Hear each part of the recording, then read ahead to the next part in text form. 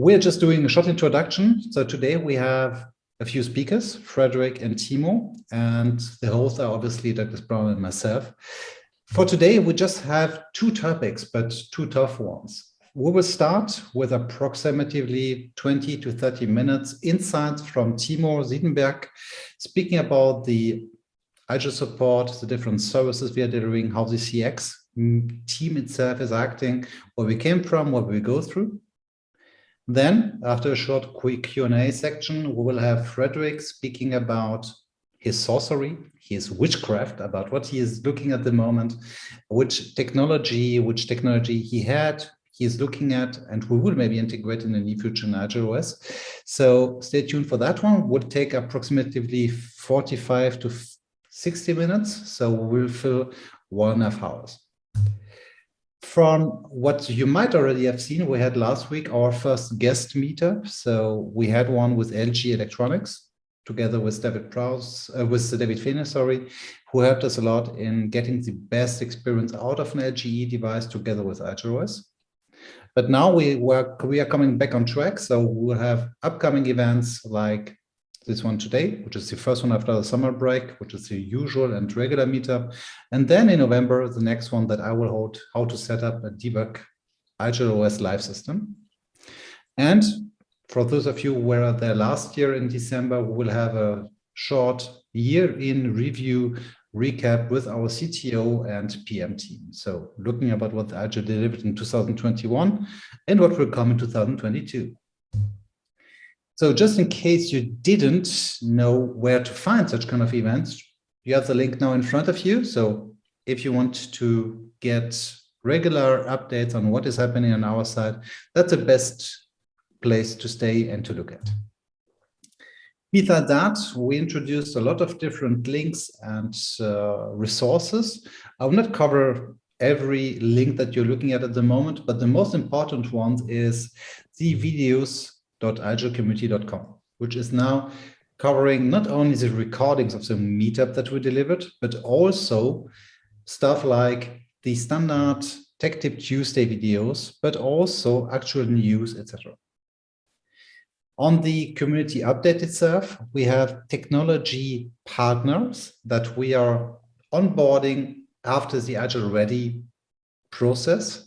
So you do not see that channel per default because we are not doing some advertisements on publicity. You have to subscribe them inside of your Slack client. So that's the reason why I just put it together, 2 steps, how you can search for actual vendors like LGE, like N Computing, like Liquidware, like Thinprint, ETSIP, etc. So the first one is shown on the screen, going to channel and browse channels, and then search for a channel called TP-, which will cover Technology Partners-, and then the name you are looking for. Now coming back to the Tech Tip Tuesday videos, we are recording 1 time a week, 10 to 15 minutes tutorial about actual topics that we are seeing in the IGEL community who need a specific attention, a specific explanation from our side. So please look at that specific part of our webpage because there you will see regular content.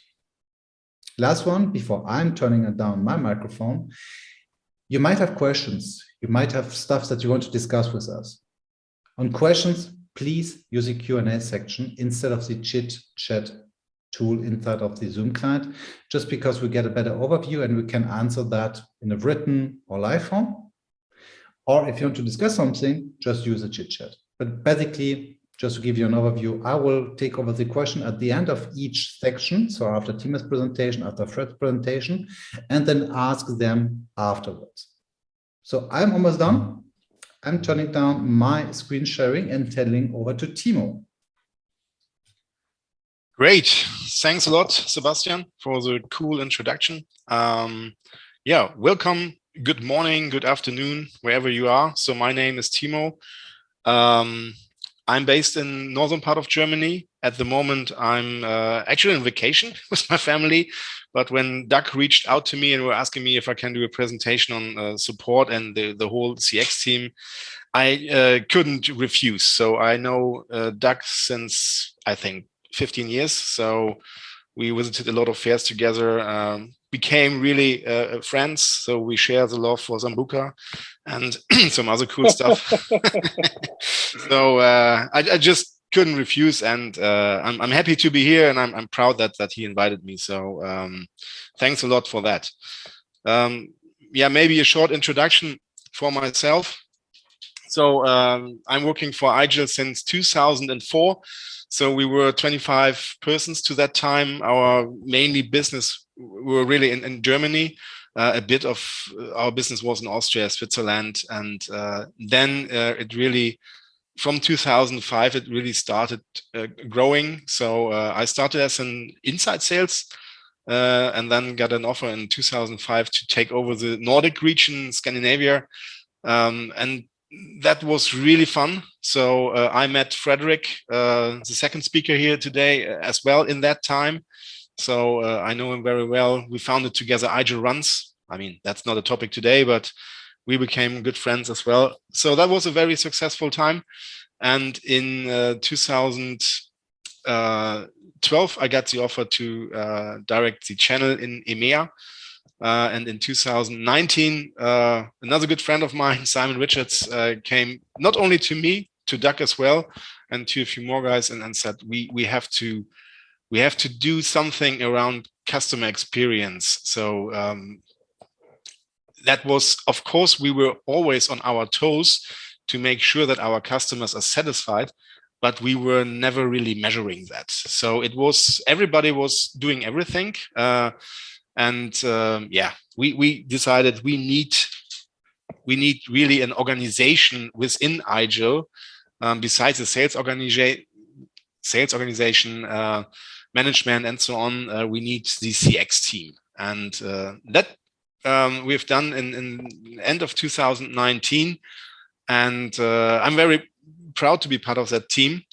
I started as the right hand from Simon, so I was involved a lot in operational things, to build that team, to hire people, to find the right people, yeah, to do a lot of organizational stuff. And since July 2021, I'm the head of the support in EMEA and of advanced services EMEA. So that's my short story. A few personal things. I'm married. I'm 43 years old.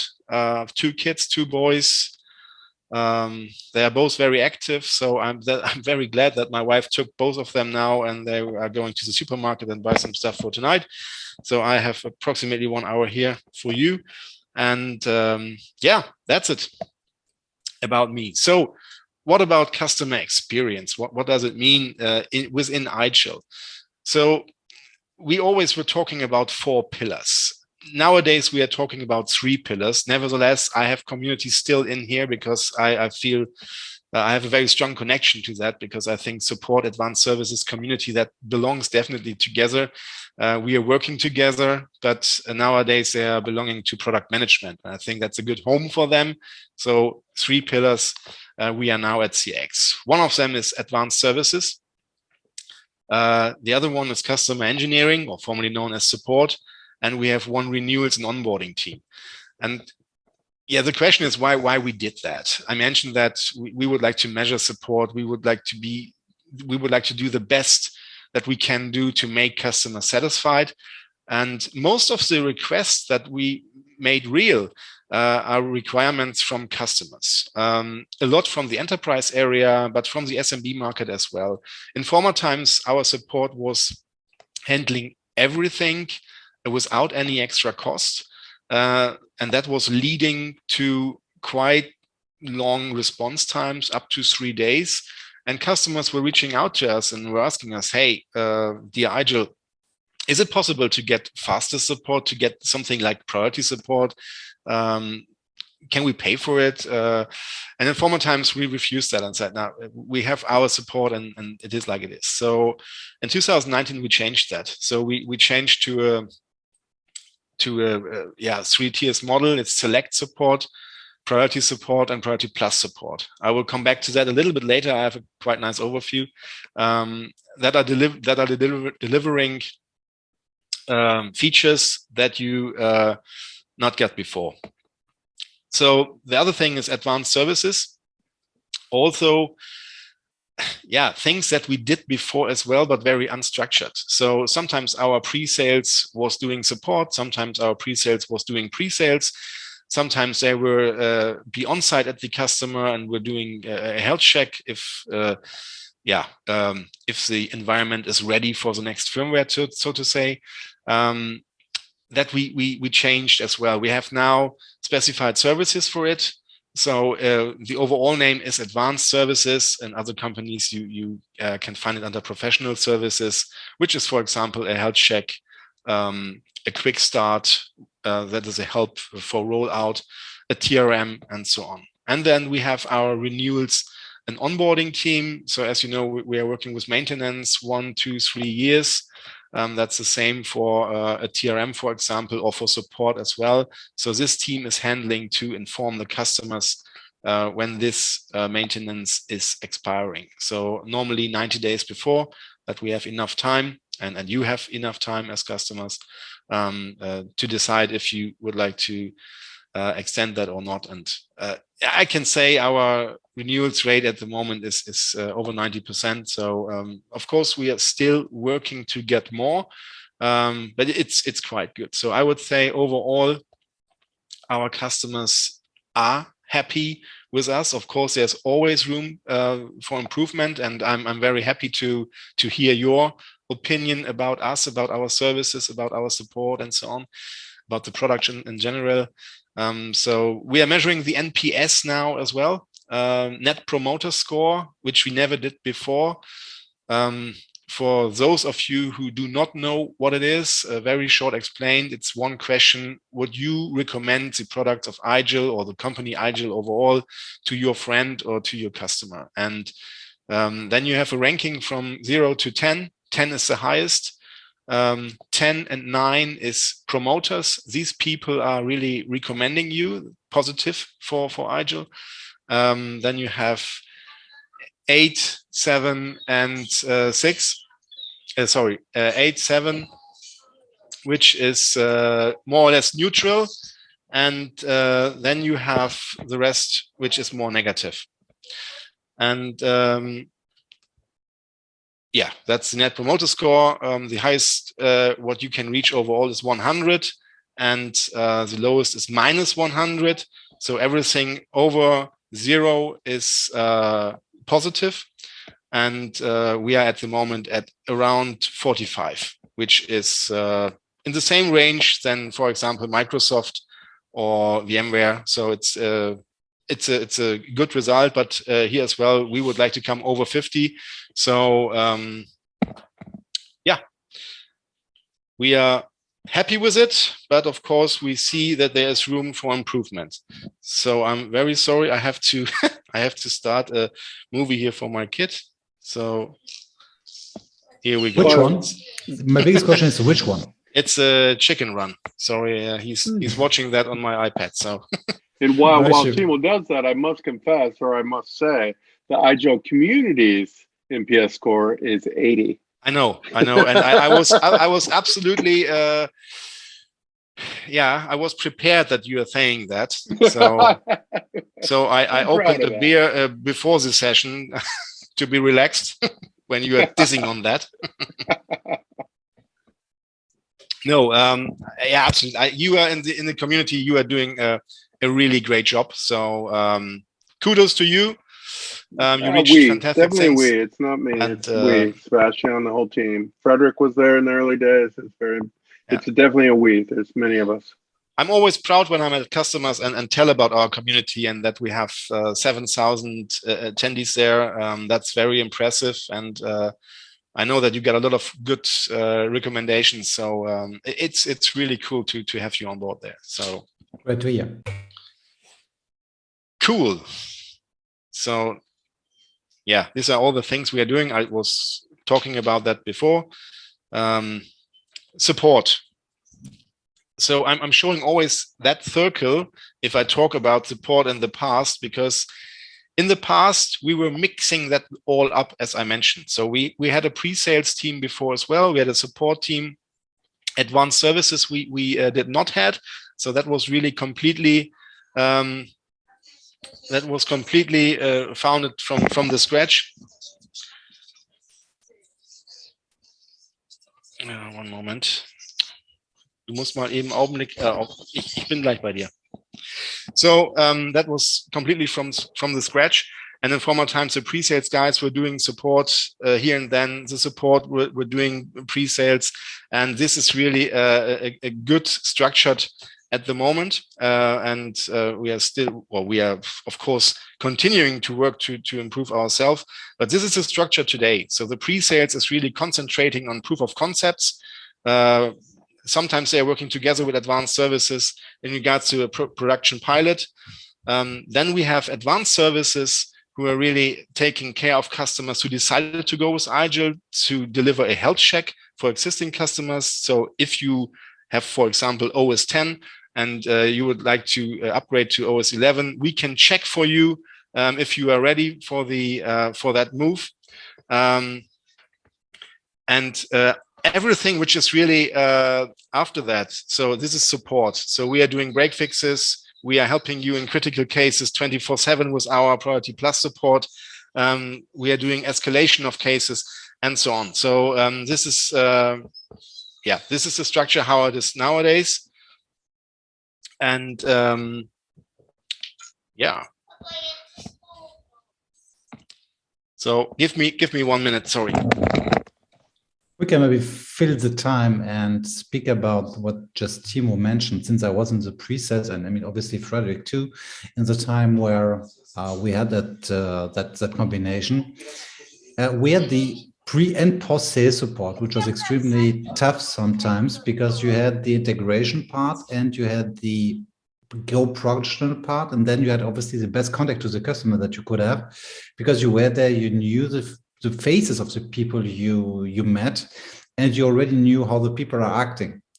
And that's something that support do not have. They didn't have the chance to visit the customer. They do not know how the customer is working from a structural point of view.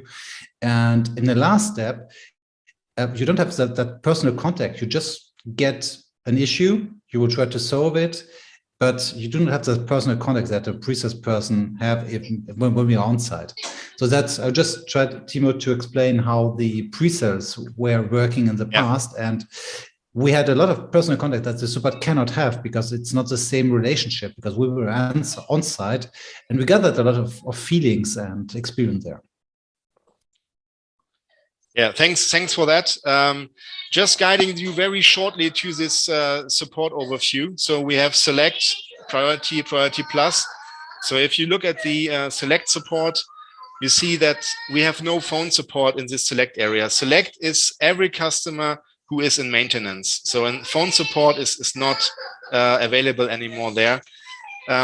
Priority support, we recommend that really for customers who can have critical cases.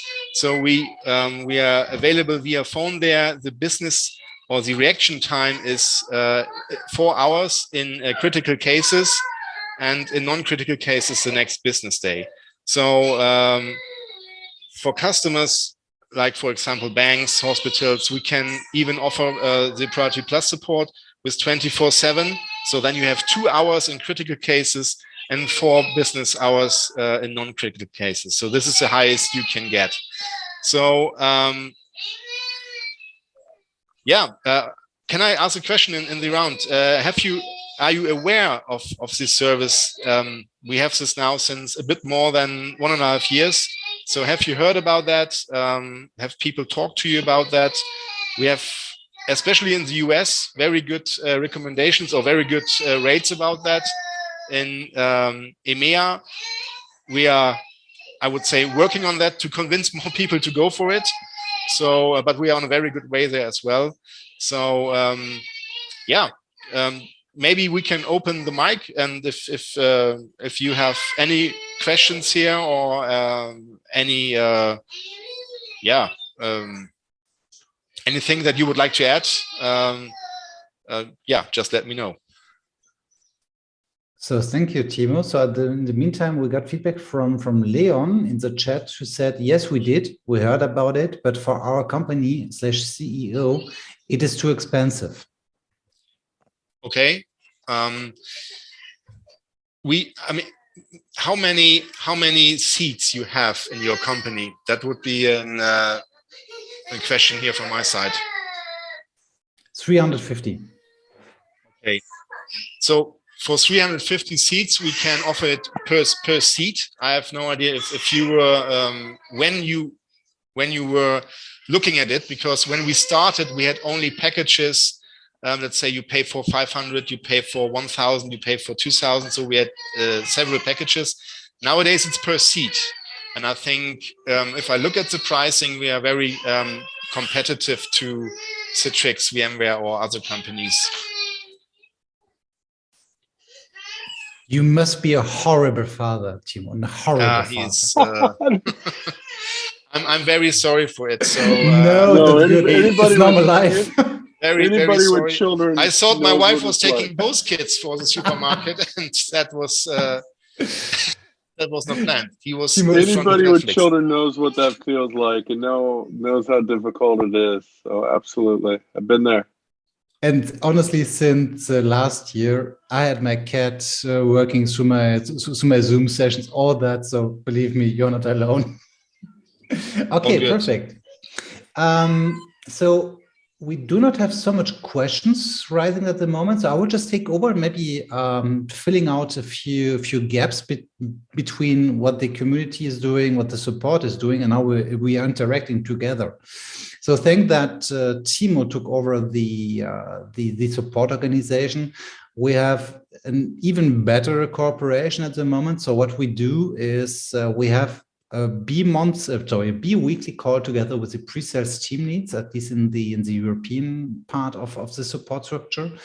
And we're exchanging the top 10 to top 15 topics that are raising up in the IGEL community. So we are exchanging what we are seeing, what the support is seeing, and bringing both together in dev tickets, in interaction with the dev people. That's one thing. Second thing, I don't want to tease so much because it was the mail was sent out, I don't know, maybe an hour ago, something like that. So we'll try to get a better understanding about tickets. Did a ticket already hit the support when someone is asking us a question in the channel? So that's something that we are working on and getting that process in what is happening in Slack, what is happening in ServiceNow, which is the ticket system that we are using on the IGEL side, and how can we get the best out of both worlds. So it happens, not often, but it happens from time to time that you as a community member are asking a question inside of the IGEL community and someone is answering it. Sometimes we do not have the right answer because it's something quite typical to your company, to a specific infrastructure, whatever. And we ask you to open a ticket. Sometimes we get the feedback, which ticket you open by getting the ServiceNow incident number, but sometimes not. So sometimes it's pretty hard to find out, is there a progress? So I'm asking from time to time, hey, is it the progress happening on the ticket or not in the IGEL community, but I cannot look at your ticket, obviously. So that's a cooperation that I will try to bring to a next level. So let's see what we can do there. Third thing, because that's extremely important, also thanks to that cooperation, I'm now invited to the support meetings. Like today was the first one where I could join, and we are bringing all the feedbacks together. So the feeling that we have on specific features like the display switcher or the post session command, which is quite tricky from time to time, and that's an extremely helpful exchange on that hand. But we are not competing at all. It's more, yeah, let's say a complementary work in that specific case. Like Conky, we had so much discussion in the last day how to configure Conky. That's not typically something that I would see in the support section of our company, but really in the community, because, hey, you are asking for a specific feature, specific comment, like showing the last ICG service where the device were connected to, or the actual UMS service where the device is registered to. That's something that the support could answer, no question, but it fits better in the IGEL community because other people can also contribute and get feedback out of it. So Timo is apparently gone for a second. So I would say we'll close the support section, and I would handle over to Fredrik. And thank you very much, Timo. If he can still hear us, he might still have his headphones on. Really great stuff. And folks, please let us know if you have any questions related to IGEL support.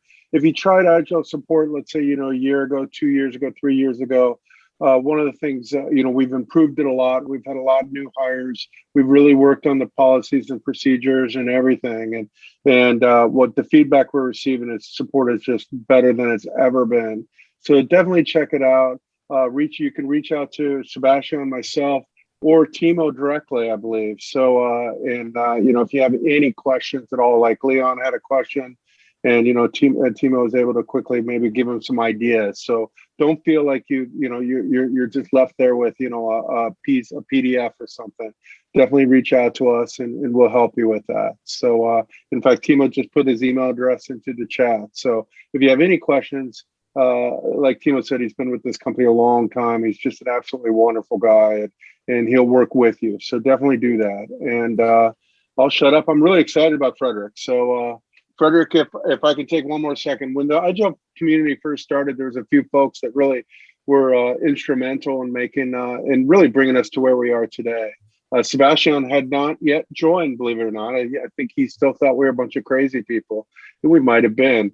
But a couple of them was Christian Drilling, and then the other one was Fredrik. And so my hat goes off to Fredrik, and many, many thanks, because we would not be, the 7,000 members and the 80 NPS that we had, that I like to rub into Timo's face, without Fredrik. So since then, he has moved on to, I don't know about bigger and better things, but he's moved on to something else, and he's now an evangelist at IGEL.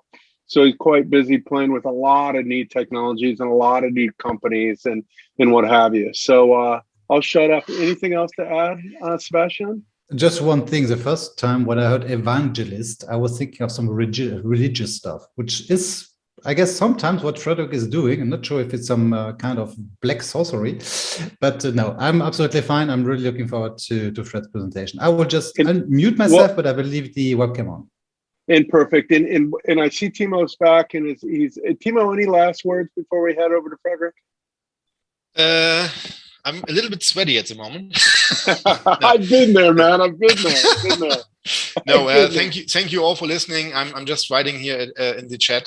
Please reach always out to me if you have any questions, if you need any offer, whatever it is. If you have any improvement suggestions, reach out to us. We have always open ears, and hopefully I will meet you guys on the next community face-to-face meeting. I hope this is coming up again, and of course we have Disrupt next year. And so I'm really looking forward to see you. Thanks for listening and for your patience with the crying kid in the background, and have a great day, guys. Thank you. Thank you very much, Timo. Thank you, Timo. Thank you. So then I will just take over, steal the show, actually. So first of all, the community, thank you so much for having me. It's a pleasure to be here and present, of course, and especially when what I'm going to present is my day-to-day life, which will be very fun. So I hope so, at least for me. I want to live your life for a few days. the 60 days vacation, that is.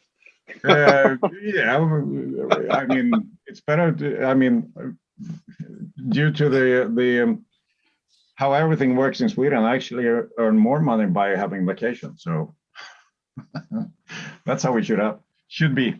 So let's get started. I have a small presentation for you guys. As you can see, I'm extremely skilled in cutting pictures in PowerPoint.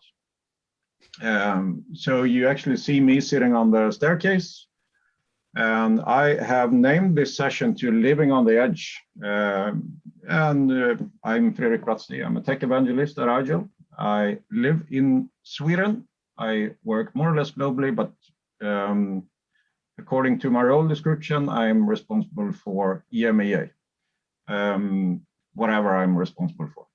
So let's go on. For today's agenda, this is what we are going to have a look at. First of all, on the left-hand side, we have the dog and the food, and that is my way of telling that I am eating my own dog food. And I will try to give you a glimpse into what I see every day on my monitors and how I actually get my work done. Second of all, we have a small end computing device. It will be a short talk about the differences between x86 and ARM-based IGEL OS by request. We'll have a look at think outside of the box. I will show you guys or walk through more or less a blog that I wrote, just for you to see how I address the problem and the solution around it. And the last one seems extremely scary because I would never ever jump out from my airplane if I wasn't really had to do it. But anyways, it should represent awesome experiences. And in my case, it's awesome user experiences. And potentially, I have one more thing to show, which is a project that I've been working on together with a few people within IGEL for a few weeks. So let's see if we can get that one going too. Who am I? I already introduced myself. It's more of for you to, I want to pinpoint my blog actually, virtualbrat.com. Please go there and have a look. Maybe you learn something, maybe you find some interesting information about graphics in virtual environment, IGEL in general, or AVD, Windows 365 configurations in terms of the world of IGEL, yeah, whatever it might be. I'm one of those bloggers where I try to only blog when I have the feeling for it. So I do not try to just put blogs out there. When there is something important or something that I feel like I want to share. Sharing is caring. I love it. I am since 3 years ago, 3 consecutive years, Nvidia Community Advisor. So I'm part of a group of 25 people in the world that has this title. So it's more of being the advocates for Nvidia vGPU solutions to the audience, to customers. And I'm on my first year as a Microsoft MVP Enterprise Mobility. That's me. So let's go into the dog food. As an evangelist, I have decided to use IGEL OS for anything that I do when it comes to my daily tasks. So because I need to understand how IGEL OS performs and behaves to be able to present in a good way to my audience. To see the potential flaws, to see the benefits, to see to figure out configurations that might be of interest for people. That's why I decided about half a year ago, or even some more, to start eating my own dog food and just use IGEL OS. So previously I was using a IGEL UD7 on my main work desk here in my home office here in Sweden. Which was a very good experience, but I wanted to do something more, which I will show you quite soon. So this is how it looks currently on my work desk, actually. It was taken yesterday before cleaning. So what you see is basically I have a 4-screen setup in front of me. Where I have my laptop, which I actually only a few weeks ago decided to reinstall remove everything Windows, and reinstall the local hard disk on this laptop device with IGEL OS. Because I wanted to try out some features that we have and wanted to see if I can live as I teach. And it seems to be going quite well, actually. So this presentation that I'm doing now is using IGEL OS. I have a custom partition installed for Zoom. So I'm running Zoom locally on IGEL OS.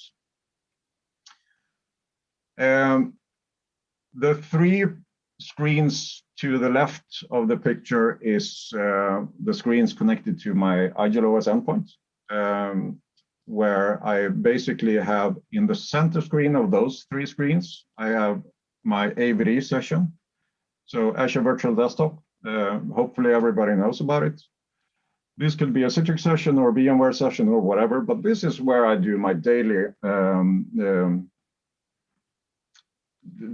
work in terms of emails and PowerPoint presentations. Apparently, I work inside of this environment all the time when I create presentations. On this screen to the right, where you see a lot of windows in a lot of blue colors, this is my utility screen, where I do remote sessions to Virtualbox machines or my Citrix environment to administer the backend environment. So I'm saying Citrix environment, it's actually more than that. I'm using a Citrix hypervisor on 2 different hosts to be able to test and validate features and functions on Citrix, VMware, no machine, whatever it might be. And on the left-hand side, you see a standing monitor which is my extra monitor, where I'm using Spotify, for instance, as a custom partition installed, because music is my life. I would never be able to play instruments by myself. It would sound terrible, but I love listening to music, especially while working. And this standing screen is also perfect when browsing web pages and reading long articles and so on. I love it to have this setup. So I will actually stop sharing the presentation now, and I will go over and share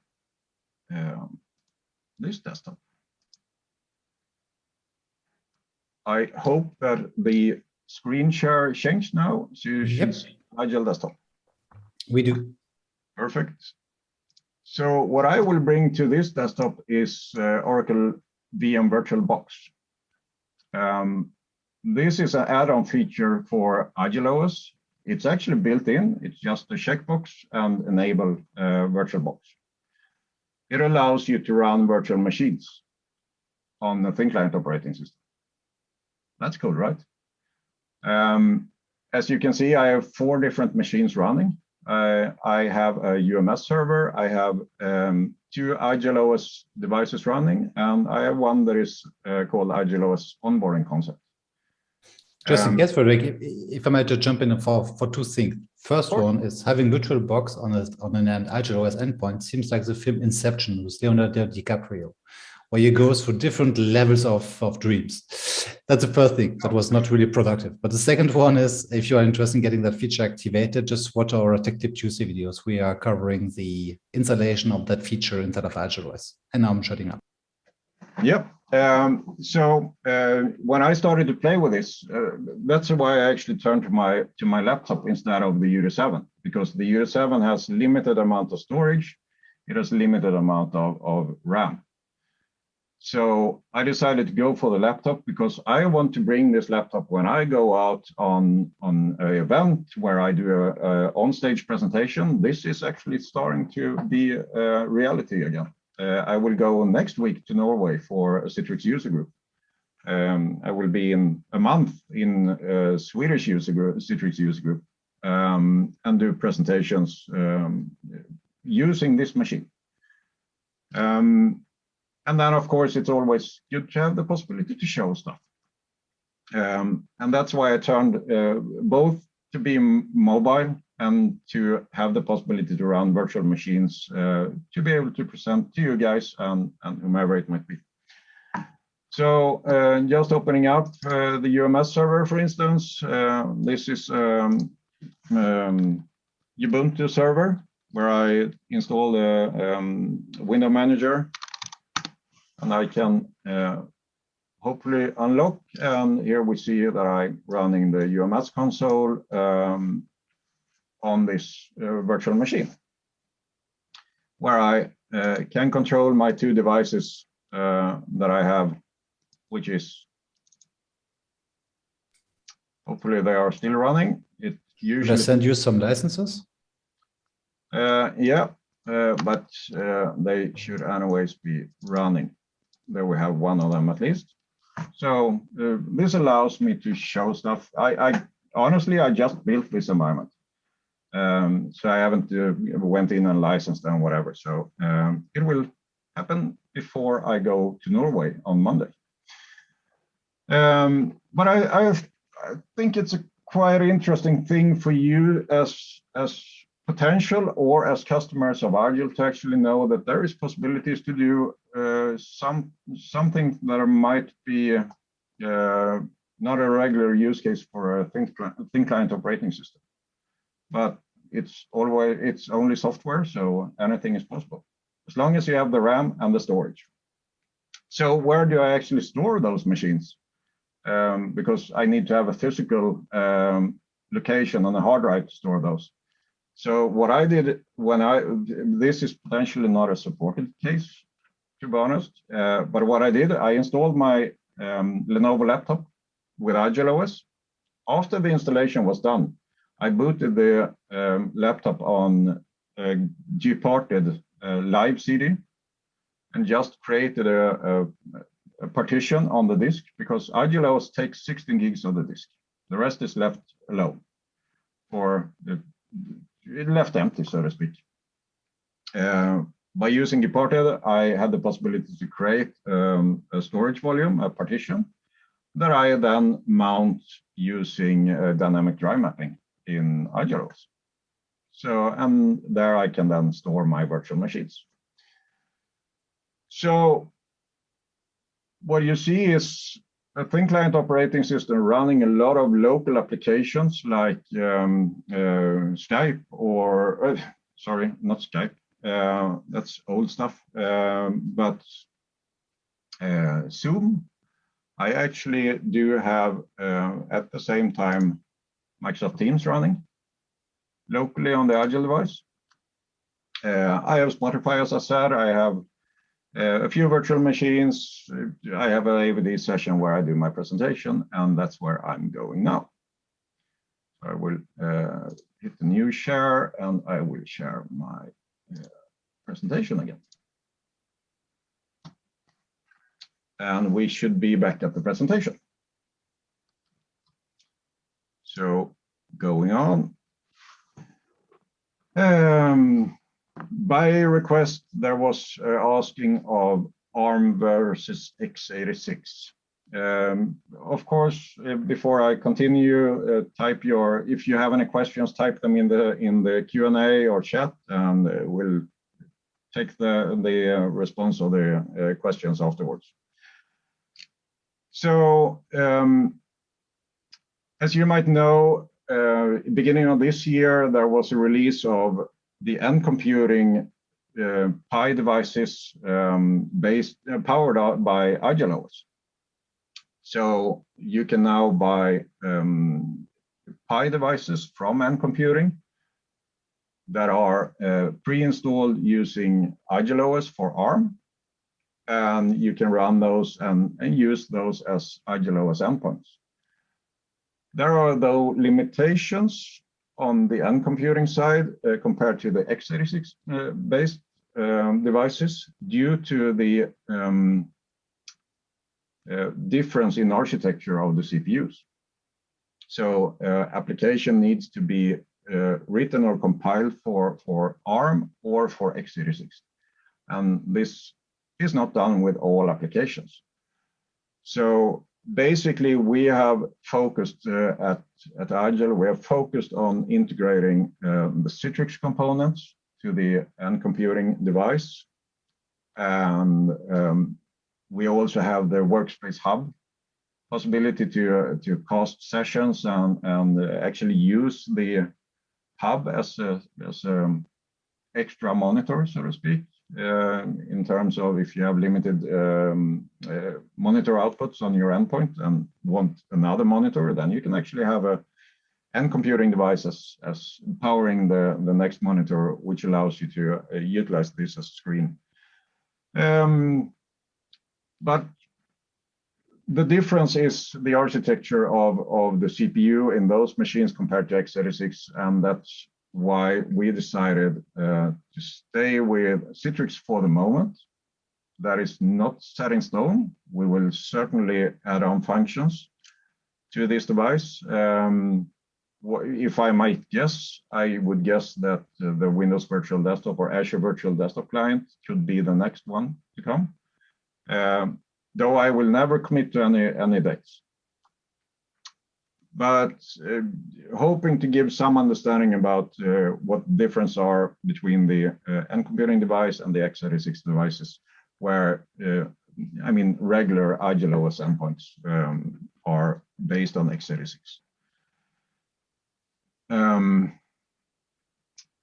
Yeah, I think that's clear enough. So going to the next chapter, the beauty of workarounds. I would call this a workaround. It's actually, you can read about it on my blog. I will open up the blog here. Hopefully it will start up. It actually did. So this will be an example. It was Sebastian who actually gave me the hint to actually walk through this, because it's a use case that can be used for so much other things than just what I did here. Basically, when IGEL was the first partner on the Linux side to implement the Windows Virtual Desktop Client for IGEL for Linux. So we did a tight communication and collaboration with Microsoft in bringing this DVD client to life. So basically, it's all set up by Microsoft is providing IGEL and the other vendors SDK that is called RD Core SDK. And we as IGEL have the possibility to build a client on top of the SDK. In the beginning, there were no printer support. So there were quite a few requests of actually having some way of printing. So we were a few engineers that discussed this internally and figured out that we have the possibility, I mean, the Linux operating system have the possibility to monitor folders and to execute tasks based on what happens to the folder. So what I basically did was, on the VVD side, I figured out that there are PDF printers that can print straight to a file when you select the printer to print a document. So without having the save as configuration and so on, you could just save the print PDF to a specific folder. That gave me the possibility to actually, by using drive mapping, which was an existing feature in the VVD client, that made me the possibility to actually save a file from the VVD environment in Azure, in the US, where I sit in Sweden, or wherever my hosts were. If I just save the file, if I just printed the file from the print dialog and selected the PDF printer, which could be set as a default printer, of course, in session, to the local device of the endpoint, which is mounted in the media folder, I guess. No, it's somewhere else. I don't recall. Let's see. I will. Well, it doesn't really matter. Anyways, you can mount the disk in the VVD session, and when you save a file automatically by printing the file, you save it to the local disk of the IGEL OS endpoint. When there is a file appearing in a folder, we can have a monitor of that, and then we can actually monitor if the file is closed right, or if it's still open for writing. So we can let the routine to actually trigger on that there is a new file in the directory, but then we can also trigger the routine to check if the file is done writing, if the system has done the writing and everything is fixed, so that the file has been written complete to the folder. So this is actually what I'm using. It's binary file that is called inotify_wait that will just monitor a directory and do certain things when when there is a new file appearing.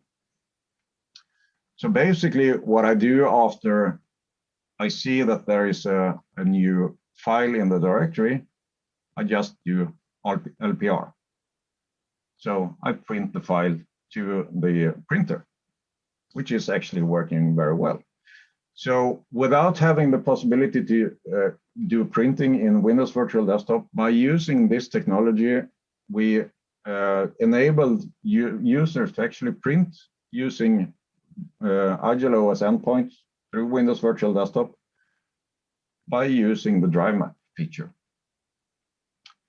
So this was a workaround for printing, but this can be used in other cases too. Like a message broker, when there is something happening on the device, trigger something else. So this is on files, it can be done on processes, it can be done on whatever, more or less. It's just software. So, and it's all about thinking outside of the box, because we didn't have printing. We needed printing, but we couldn't use printing. We did it in a different way. And that's the power of IGEL OS, because we have the possibility to actually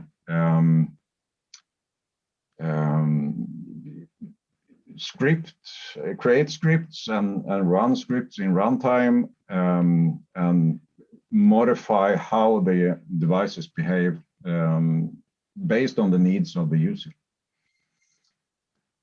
So if you're interested in just reading how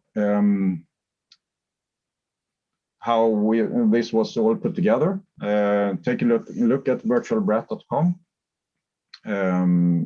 and you will find it if you go to within the blog webpage. You have blog post by category, and you can just select VVD and scroll through the different blogs. You will find this one amongst all the others. I think it's a quite cool thing to discuss or present on how we did it and why. Basically, why is the most important piece, and that it's actually possible. So let's go back to the presentation and go to the awesome user experience piece. So on my laptop, which I am using currently, I have also, from the initial screen where you saw my work desk, you actually saw a screen on the far right side, which is currently 10sig device with IGEL OS. 10sig is one of the IGEL Ready partners. So they just sent me a device for me to validate and bring to fairs and so on. So I have a Tensing device that is the equivalent of a UD3, IGEL UD3 hardware device. It arrived from Tensing factory with IGEL OS pre-installed, so I didn't even have to do anything. I had the idea to actually play around with the Tensing operating system before reinstalling the device. But as that was already done, I'm happy to just be using IGEL OS. But this device is also connected to a HDMI grabber. And a HDMI grabber is basically a cable from the display port to a small hardware piece. And then I loop through the HDMI to the monitor, but it will allow me to actually bring the HDMI signal using USB to my IGEL OS endpoint. So let's see if I can create a new share here, and I will make an advanced sharing in Zoom, and I will share content from second camera.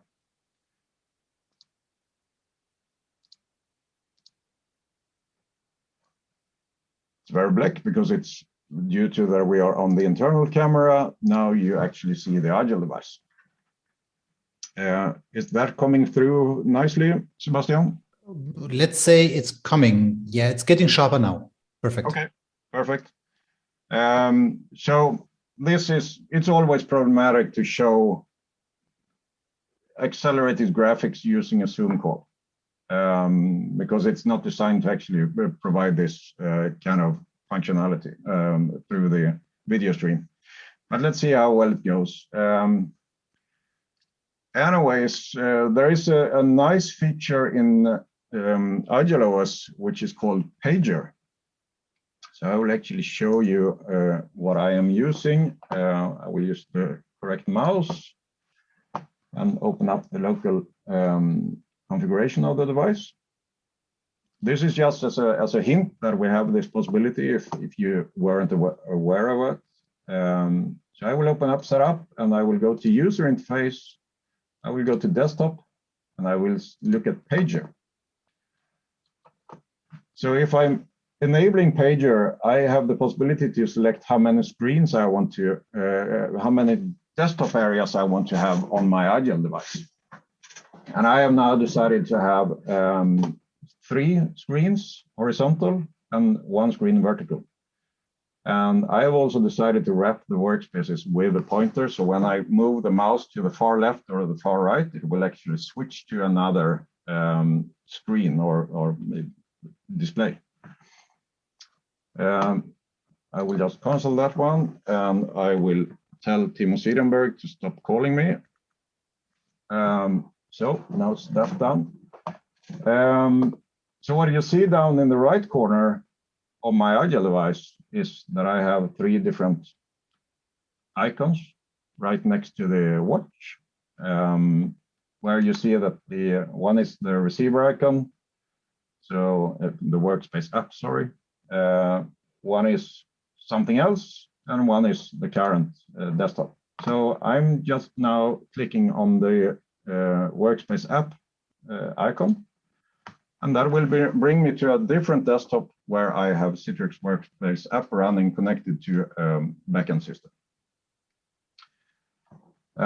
If I do the same thing, just pull my mouse to the right-hand side, it switched to the next session, which is actually a PCoIP Ultra session that is connected to my lab servers here in my home office. If I continue to the right side, I'm back at the originating desktop, and I can just go on like this forever and ever. But let's have a look at graphics. I have the pleasure of, if you can see my camera stream, I have the pleasure of actually working with these kind of devices. So this is Nvidia A40 Gpu. So it's the current version of the current release or the current branch of Nvidia vGPUs. So this guy has 48 gigs of frame buffer. So 48 gigs of memory, graphics memory. It has a really powerful GPU, and this one can be split into multiple different virtual machines. I have other GPUs like the T4. That's the previous generation of GPUs. So here's the A40 and here's the T4. You can see the difference in size, I guess, if you look at my video camera stream. So it's this one has 16 gigs of frame buffer and also a quite decent GPU. But this one is really a, are you allowed to say badass? I think so. Can you just give us a rough idea? I mean, without giving exact prices, but what is let's say, what is the coefficient between the small one and the bigger one, just to have a rough overview? Can you say that? Yeah, I mean, first of all, in technical terms, we can say that this has 48 gigs of frame buffer, the A40. 48 gigs of frame buffer allows me to split this device to multiple different virtual machines. Mm-hmm. It could be Windows 10 VDAs, it could be session host servers, it can be, I can decide whatever I want to share those GPUs to. It will allow me to put as much as, I don't know the minimum amount of frame buffer per session, but let's say that if you're using 2 GB frame buffer per virtual machine, then you will fit 24 virtual machines on this one. The pricing of this one is about, I would say, somewhere between 6,000 and 8,000 euros for the GPU. And of course, it's for demanding workloads, like if you're using AutoCAD or these types of things, if you're using 3D rendering, if you're using crypto mining. Yeah, the crypto mining, of course. But I mean, you can do the same thing with this one, but it's 16 gigs of frame buffer, which means that if you're using 2 gig frame buffer profiles on your virtual machines, you will only fit 8 on this one. Of course, okay. This one is also cheaper. I don't know how much the T4 might go for, like 3,500 euros maybe. Okay. But as you can see on the form factor, this one is of course much slimmer. It's a half size GPU. It's actually powered by the PCIe slot, so there's no external power connector. This one, the A40, has an 8-pin power connector in the back, so it requires cable connecting for the power of this GPU. Which kind of devices are you connecting such kind of GPUs, by the way? You mean the servers? Yeah. So I mean, I'm doing it wrong, to be honest, because those GPUs, there are certified servers in the market where you put those devices, those GPUs. So basically, it's about cooling and power consumption. So you should have a server that allows you, that has the cooling capabilities and the power capabilities to actually power one of those devices or multiple of those devices, those cards. I'm actually using this in a regular PC. So my main lab machine that I'm using for all my graphics testing and all the videos on my blog and so on, it's currently home-built, just regular PC with a Intel i9 CPU, 128 gigs of RAM, and that's decent for me to do whatever I need to do. Makes sense. I will just open up a small application. This is Autodesk Fbx review, and I am now running a Citrix session. Hopefully, there will be at least decent playback of the performance. Yeah, it does. It's pretty fluent. Sounds good. So I'm looking at the 3D model now in Fbx review, where I can twist the model and look at it from different angles, and just inspect the rendered image more or less. So you can actually export from 3D Studio Max, for instance, or Maya, or whatever 3D application you have. You can export to Fbx and then view the different components that you have rendered for a game or for a video scene or whatever it might be. May I just jump in, Fred, and asking again, maybe a dumb question, but I know the question is coming up quite often, and even at IGEL, we got different feedback on that one.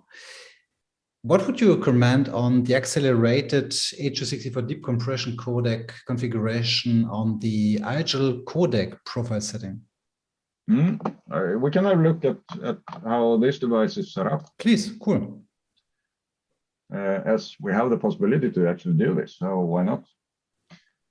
Looking at sessions, Citrix in this case, Citrix Global Codec. I have enabled H.264 deep compression codec, and I have turned on the accelerated H.264 deep compression codec, and that will allow my GPU in my endpoint to take care about the decoding of the video stream coming from the backend. One of the benefits of actually using H.264, of course, there is a higher cost to the server because of you need the GPUs.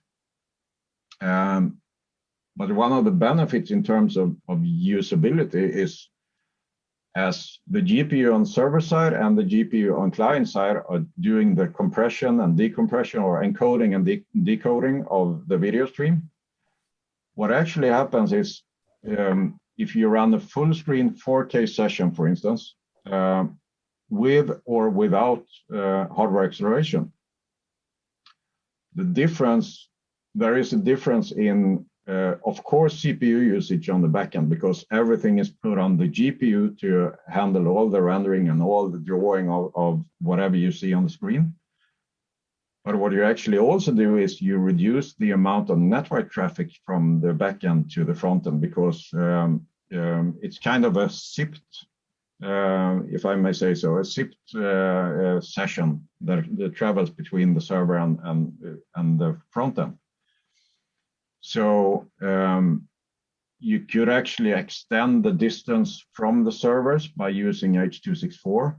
I mean, you do not need to have those quite expensive GPUs. You can go for slimmer GPUs and just let them to do the extra kick, allowing the users to, whenever they need, like, for instance, using PowerPoint. PowerPoint requires some kind of graphics or can use GPUs when you're running PowerPoint on a virtual machine, for instance.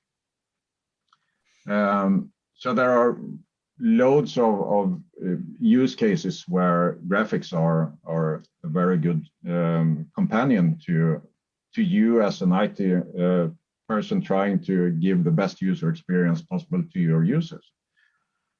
And also for the users, of course, because they will be satisfied with what they are doing. So this is actually the only settings that I changed in the Citrix configuration, apart from just pointing out the store. And it just works perfectly fine. And this is on a 10-SIG device with an Intel Celeron, some kind of Celeron CPU, I guess. I got it yesterday, so I haven't really used it. So let's go back to the session and just have a look at this old fellow, just to show something familiar, to more or less everybody. you can see the quality and the graphics are, it's quite astonishing. I hope it comes through well in the video stream. But it's really, really good. Is it a virtual version of you, or? Yeah, it is. With less hair, I hope. So, I mean, this is something that everybody knows about. Of course, if you have been to a fair where you have a remoting fair, so to speak, like Citrix or whatever it might be, you have seen this guy. So he's quite famous. I don't know what his name is though. But it will also, I mean, if we are in a remote session, of course we need to sign in to Edge and whatever it might be. If we are in a remote session, it can be problematic to actually play YouTube videos or whatever kind of videos it might be. And this is where you will have a benefit of using GPUs on the backend and hardware acceleration for the session. So let's have a look at Top Gun. I'm very hyped about Top Gun 2. I don't know why actually, because I believe it's because Top Gun 1 was one of the top movies when I was somewhere about the kids. I'm that old. So 20 years ago? Or? Something like that. Even more, I guess. Anyways, I mean, it can be tricky to actually have a good experience in running video in high detail and high quality. Hopefully you can see the video here. I see some tearing and so on, but it's basically in the share screen, not on the IGEL OS endpoint. To be honest, it's even fluent on my side. I mean, I would be happy to get such kind of feelings even on my computer sometimes. Yeah. So no, it's really fluent. I never have that. And I mean, even with Sebastian and I, when we're just talking, that's wonderful. It's beautiful. So we are now using full screen video playback from YouTube. And I would say that it works quite well. Yes. I will let this little guy though. It's how it should be. This is how the user experience should be when connecting to a remote environment. What is your opinion then on that? I mean, the discussion can maybe got more than an hour on how to optimize a session to fit exactly that user experience. But what would you prefer then? Browser content redirection or staying like it is on your screen? When it comes to YouTube, to be honest. So when it comes to YouTube, browser content redirection is a good option, of course, because it will actually not use the GPU on server side. It will leave the GPU for every other task. Or if you don't have a GPU, then of course browser content redirection is the way to go. Because then you will use the endpoint GPU to render the video, and it's just framed into the remoted session. So browser content redirection, perfect if you have access to a GPU. Well, benchmark. That's the only thing I can say. You can get it to work very, very well by using GPUs in the backend. If you add browser content redirection, you also add a layer of complexity, because the server side needs to reroute the rendering of the graphics to the endpoint and so on. So it's more of which kind of use case where do you want to go, so to speak, and what is it that you want to achieve for your users. If you have GPUs, leave it as it is, render everything on the GPU. As you can see, I can now switch between full screen and windowed mode and theater mode. If you do not have a GPU, this is very problematic to do. Mm-hmm. As you can see, it's perfectly flawless, and scrolling through, it's just great. So leaving Citrix and going to PCoIP Ultra, which times out, and I'm talking too much apparently, so I will just good. PCoIP session again. So I fell in love I'm very geeky, sorry. I fell in love with PCoIP the first time I tried it, especially PCoIP Ultra. So PCoIP Ultra is accelerated delivery of Teradici PCoIP. A lot of you guys out there that hasn't been touching PCoIP Ultra from Teradici probably know PCoIP from VMware Horizon, where Horizon has used PCoIP for, I would say, decades almost, as one of the possible display protocols.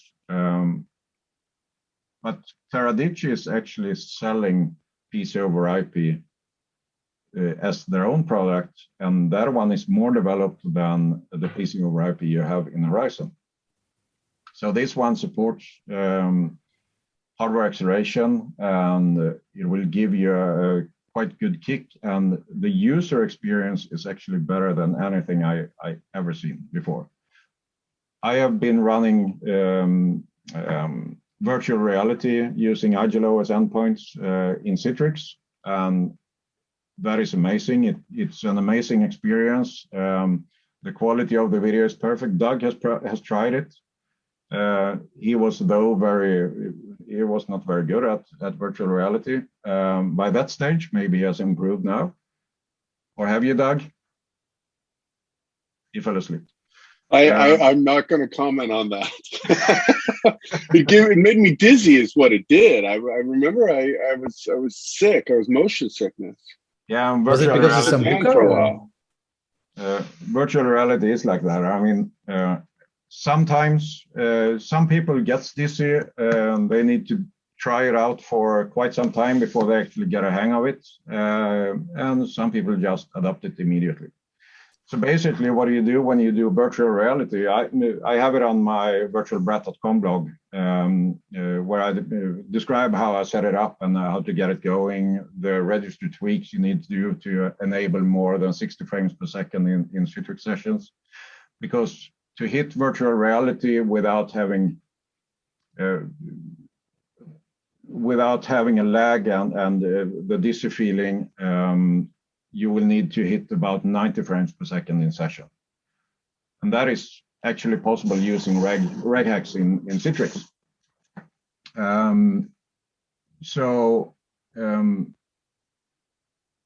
lost the thread. PCoIP Ultra? You mean the frame rate that you achieved on the new protocol? Exactly. I mean, it's possible to tweak and to have a Linux OS endpoint to actually go above the 60 frames per second. That is the general use case. I think it's not supported by Citrix to do this. It's a reg hack to enable multiple frames, more frames than 60. But you will find the reg hack in the virtualbrat.com blog if you have interest for it. Let's go back to PCoIP Ultra. Anyways, I must admit that it was an amazing experience. I will not be able to show the difference here. I will just log in. It will look exactly the same to you guys. But when you're sitting and actually using this product, it feels so much more like you're sitting on a really, really high-end PC right next to you. So with a direct connection to a monitor, and PCoIP Ultra is something that is used in film industry, gaming industry. I mean, for production use, you can use Citrix and VMware, and no machine, I guess, for this too. But I just think it's amazing. As said, it's very difficult to show the difference, but it's just when you sit and actually work with this, it's purely amazing. So I'm now connected to a virtual machine in my lab that has a GPU assigned to it. I'm having 6 gigs of frame buffer for this machine. The same as the Citrix machine has also 6 gigs of frame buffer, because currently you can only split the GPUs and assign the same amount of frame buffer per the virtual machine you are assigning the GPU to. I will try to have a look at that in a short while. But I mean, now I'm also using a quite low resolution monitor. It's only full HD. Usually I do those demos on 2.5K or even 4K monitors, and it behaves exactly the same, actually with Citrix too. But it's just, when actually sitting and working with this, it's purely amazing. I would say that the Teradici PCoIP Ultra is pixel perfect, so to speak. It's really, really good. How is the bandwidth usage then? Can you tell us a little bit about I would consumption? Assume, I haven't actually been looking into that, but let's have a look. Let's make this one always on top, maybe.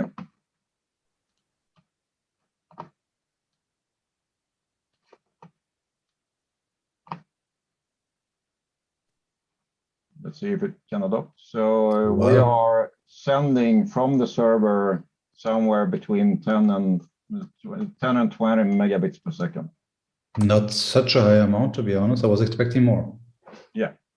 Okay. I mean, it's what you see some lag when I twist the aircraft. But when I look at the screen, it's 100% smooth. So there is no. Okay, cool. Okay. And this application, if I wasn't using a GPU, even with this quite simple model, actually, the CPU would go have a utilization of somewhere around 80–90% CPU constantly. But now it's all taken care of the GPU. Really nice. It gives you a much higher density, of course, because you could have multiple GPUs in a host, but you can have multiple CPUs also in the host, but you will affect users so much more by overusing the CPUs. So that's also a very good benefit of using GPUs. Great stuff. Fred, just asking me, let me just ask a question, because we have about 3 minutes left. How many topics do you want to cover? I mean, I answered most of the questions by my own in the question and answer section. So we have 3 minutes good to go for you. If you have something else to show, or do you prefer to go into the quick Q&A section shortly? Then I will quickly show the one more thing. Please. Yeah. Perfect. Sorry, I can speak forever about this. So I will basically share my screen again, and it would be this one.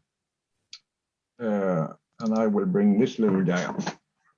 So I was talking earlier about a small project to see if we can do anything about the onboarding experience of a new user and a new device. When you install IGEL OS on a device, or actually get a device from factory, which you can now get from apparently Tensig, Lenovo, LG, HP, all of those are in the works or are already enabled to send devices directly from factory to your users, home office users, or to the corporate network, or whatever it might be. we wanted to provide a possibility to onboard a device in a very easy way for a user. So we actually came up with this, and I will leave you with a short demo. I will just show you what I'm doing. This is a virtual machine. Currently, I can install this on any physical machine if I want to. But basically, when I boot up this machine, it will ask the user for an email address. And I will now type my email address, of course.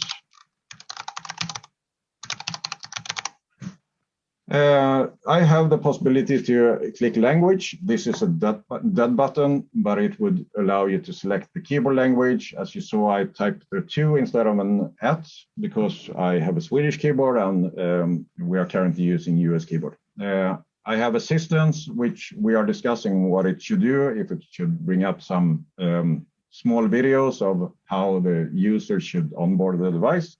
It should be very easy anyways. And we have the network, which means that if this one is actually working, if the device doesn't have a network connection when it boots up, we will assume that it's a laptop. And clicking network, it will bring up the Wi-Fi connection dialog.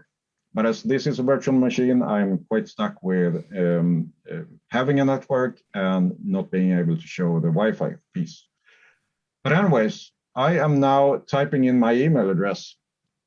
And this is kind of a technical mock-up. We are about, this concept asks for IGEL to provide a set of services, cloud-based services, that allows customers to register and tell what should happen when a user from my corporate are trying to onboard a device. Should we go to an ICG and register? Should we bring up Okta authentication and do something with the device, register it to VMware Workspace ONE, or should we maybe in some way connect the device to Intune, or what should happen? But anyways, I have, as a user, typed in my email address, and based on the email address, we are now registering this device to virtualbrat.com, which reaches out, in this case, to ICG that is based in Azure East US, and it will download a configuration. It apparently couldn't download the wallpaper that I wanted. I just redid the demo, but it will work anyways. I hope so. So I provided my email address once. And now the device has registered itself. It actually kept the email address. So now I am in the Azure Virtual Desktop client, which has auto-launched. So this is just a configuration piece. If I want this to be Citrix or VMware or something else, that's just a UMS configuration piece. The magic actually has already happened. But now I could then just log in by typing my password once. And if I have MFA set up and so on, then of course the MFA should kick in. But now I'm connecting to my virtual workspace, in this case in Azure Virtual Desktop. You know that emoticon based on Slack or iOS where the brain just explodes? That's what it feels like to me for the moment. The thing is, I mean, if you actually have a look at, I posted a blog on Virtual Brat on this where I describe more what we do and as a concept, and I show different types of environments. It's very quick, but what actually happens is that within 1 minute and 20 seconds, I think, you can power on the device, register the device without doing anything else than a username and the password. The username is the email address, the password is the user's password, potentially MFA, and then you're good to go and can access your desktop.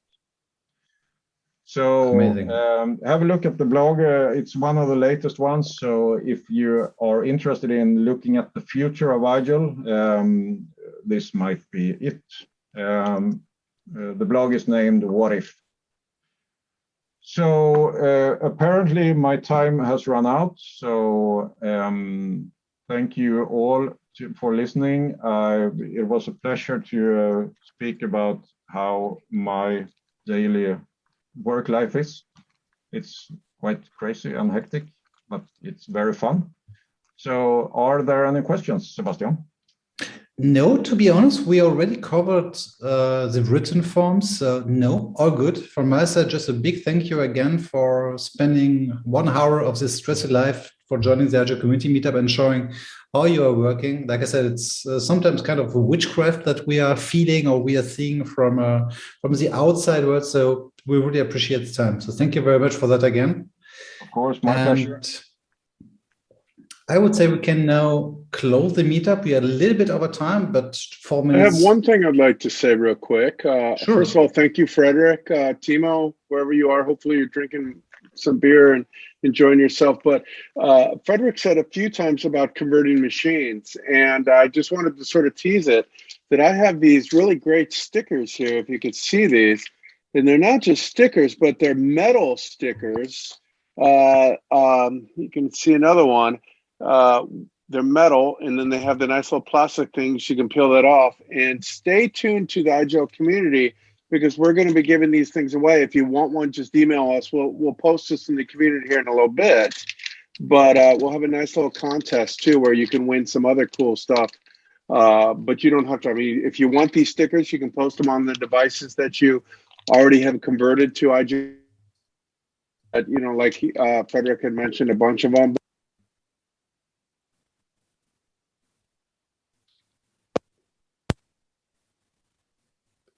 Is just your audio dropping? I think Doug's audio is dropping. Okay. So Doug, we cannot hear you at the moment. Yeah. You're back again. You're back again. So great. Don't sweat too much. I'm not going to sweat too much. We'll end in with problems, but stay tuned. We're going to be giving this, if anyone wants a bunch of these, and we have a bunch of them, different sizes. So some neat stuff coming from us soon. So that's just what I wanted to say, because Fredrik had talked about converting devices. So back to you, Sebastian. Oh, good. We're done. So thank you very much for attending. Thank you very much for presenting. And thank you, Doug, for swearing. We are. Did I swear? No. No, I just Can said, I have a final word? We are good. So thank you. Huh? Can I have a final word? Oh, yes, please. Everything in my presentation, if it wasn't clear before, everything was done on IGEL. That's a great conclusion. Yeah. So we're done. Thank you very much, guys. Thank you. See you next time. Have a great evening. And for the rest of the US attendees, have a great day. Bye-bye. Bye-bye. Cheers.